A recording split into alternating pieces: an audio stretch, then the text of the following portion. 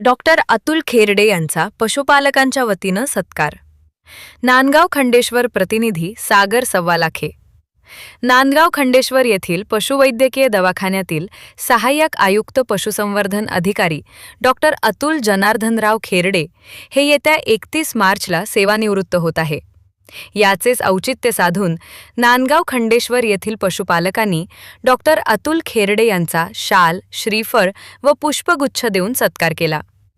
Doctor Atul Kherde यांनी आपल्या सेवेत राजस्थान, गुजरात, महाराष्ट्र राज्यात सेवा देत आपल्या जीवनातील 30 वर्ष पूर्ण केली व गेल्या 5 वर्षापासून ते नांदगाव खंडेश्वर येथील पशुवैद्यकीय दवाखान्यात सेवा देत होते.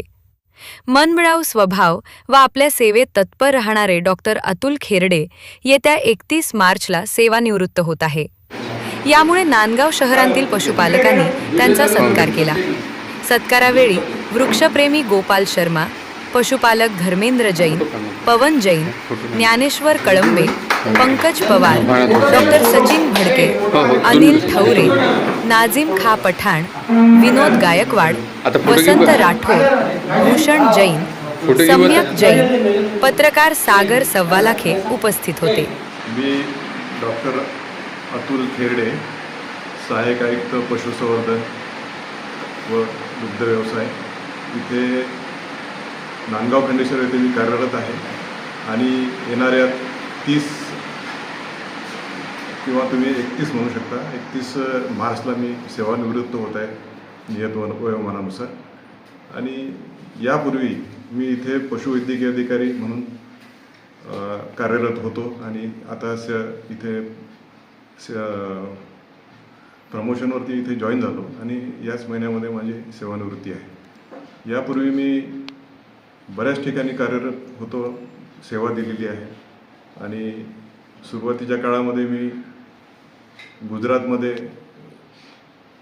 Union territory Daman and Diu, राजस्थानमध्ये चित्तोडगड येथे शासकीय सेवा केलेली आहे आणि महाराष्ट्र शासनामध्ये मी जेव्हा इथे रुजू झालो त्यावेळी पश्चिम महाराष्ट्रामध्ये जास्तीत जास्त मी सेवा तिथे बजावलेली आहे.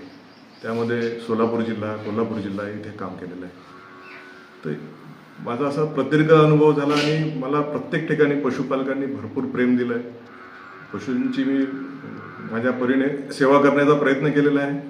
आज इथे नांदगाव खंडेश्वर येथे जे पशुपालक मंडळी आहे त्यांनी माझा सन्मान केला, माझा सत्कार केला, त्याबद्दल मी त्यांचे आभार व्यक्त करतो आणि धन्यवाद.